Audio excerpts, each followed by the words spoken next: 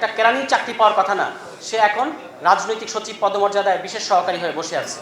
এবার অথচ এই বিএনপি দলের অসংখ্য বঞ্চিত নেতাকর্মী, নির্যাতিত নেতাকর্মী আপনার প্রধানমন্ত্রীর ধারে কাছেও ঘেঁষতে পারেন, তাদেরকে প্রধানমন্ত্রী গাড়ির আগে পিছে দৌড়াতে হয়। সর্বশেষ যেটা আমি বলবো যে দেখবেন একটা ঘটনা, খুব উদ্বেগজনক ঘটনা ঘটেছে গতকালকে হবিগঞ্জে। একটা সাবেক সমন্বয়ক বৈষম্যবিরোধী ছাত্র আন্দোলনের বাচ্চা একটা ছেলে একসময় একটা ভুল করে একটা কথা বলে ফেলেছিল, অনভিজ্ঞ এবং বোঝে নাই হয়তো।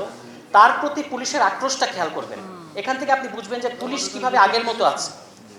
তারা বিদ্যুৎ এবং জ্বালানির দাবিতে একটা মানববন্ধন কিংবা একটা হয়তো মিছিল করার পরিকল্পনা করেছিল। এটা তো আমাদের গণতান্ত্রিক অধিকার, সংবিধান স্বীকৃত অধিকার। তো সেটা তারা করবে না? তারা কি কোনো গোপন কর্মতৎপরতা কিংবা সন্ত্রাসী কর্মতৎপরতা করেছে? এই যে তারা একটা মিছিল করতে যাবে, সেখানে তাদেরকে মিছিলটা করতে দেওয়া হলো না। তাকে ধরে নিয়ে যেভাবে টেনে হিচড়ে মানে পুলিশ ভ্যানে প্রায় ছুঁড়ে ফেলার মতো করে ছুঁড়ে ফেলে দেওয়া হলো। এবং আজকে আমরা জানতে পেরেছি তাকে ছেড়ে দেওয়া হয়েছে, কিন্তু মুচলেকা নেওয়া হয়েছে যে তিনি আর রাজনীতি করতে পারবেন না।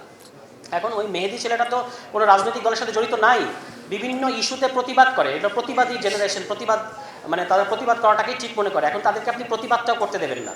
এবং ওই যে একটা ভুল কথা সে বলেছিল, এই কারণে পুলিশ এমনভাবে তার প্রতি আক্রোশ যে সুযোগ পেলেই তাকে একেবারে মেরে নাস্তানাবুদ করার মতো একটা বাসনা পুলিশের মধ্যে আছে। তো পুলিশ যদি আপনি আগের মতো চালান তাহলে তো পুলিশ এরকমই করবে। এভাবে করে সকল রাষ্ট্রীয় প্রতিষ্ঠান, দলীয় প্রতিষ্ঠানগুলোকে তারা কলুষিত করে এবং দলছুট বিভিন্ন মানে ব্যক্তিদেরকে, যারা নিজেদের দল টল ছেড়ে চলে এসেছে একটা সরকারি পদের জন্য, এই সমস্ত ব্যক্তিদেরকে তারা তারেক রহমান জনাব প্রধানমন্ত্রী তার আশেপাশে বসিয়ে দিয়েছেন। এবং তারা জনগণের পয়সায় জনগণের অন্ন ধ্বংস করে বিরোধী দলের চরিত্র হনন, বিরোধী দলের বিরুদ্ধে সারাক্ষণ কুৎসা রটনা করছে। তার সরকার ফেল করছে, কিন্তু সারাক্ষণ সে বিরোধী দলকে গালাগালি করছে। এই ধরনের মানে ব্যক্তিবর্গ এখন কিন্তু মাননীয় প্রধানমন্ত্রী অত্যন্ত ঘনিষ্ঠ, যার হয়তো এমনিতে নিজের যোগ্যতায় একটা কেরানির চাকরি পাওয়ার কথা না, সে এখন রাজনৈতিক সচিব পদমর্যাদায় বিশেষ সহকারী হয়ে বসে আছে।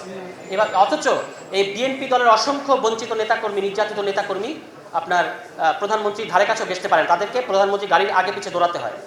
আর দলছুট ব্যক্তিদেরকে উনি কাছে বসিয়ে রেখেছেন। এটাই হচ্ছে মাননীয় প্রধানমন্ত্রী জনাব তারেক রহমানের প্ল্যান। তো এই যে এই ধরনের আইন তারা করেছেন, তারা যদি মনে করেন যে আবারও গুম করবেন, আবারও মানবাধিকার লঙ্ঘন করবেন, বিএনপির একটা জিনিস বোঝা উচিত যে তারা কিন্তু ক্ষমতায় আসলে কতগুলো জিনিস বারবার ঘটে। তারা ক্ষমতায় আসলে কানসার্ট ঘটে, তারা ক্ষমতায় আসলে ফুলবাড়িয়া ঘটে, তারা ক্ষমতায় আসলে শনি রাখরায় ঘটে। রানিং এমপি জনগণের ধাওয়া খেয়েছে, বিদ্যুৎ দিতে পারেন না, জ্বালানি দিতে পারেন না, এই কারণে। সেই একই প্রবণতাগুলো কিন্তু এখন আলামতগুলো পুরোপুরি ফিরে এসেছে। এবং আপনারা দেখবেন, এটা বলেই শেষ করি, যে তারা সামনের নির্বাচন, মূল ইঞ্জিনিয়ারিংটা তারা করবে তত্ত্বাবধায়ক সরকার ব্যবস্থা, মানে নির্দলীয় সরকার যার অধীনে নির্বাচন হওয়ার কথা, এটা যেন তারা করতে পারে। এজন্য ইতিমধ্যেই তাদের একজন দলীয় ব্যক্তিকে নির্বাচন কমিশনে তারা বসিয়ে দিয়েছে। তো এভাবেই বিএনপির প্ল্যান এগিয়ে চলছে। বাংলাদেশের মানুষও এখনো পর্যন্ত দেখে যাবে।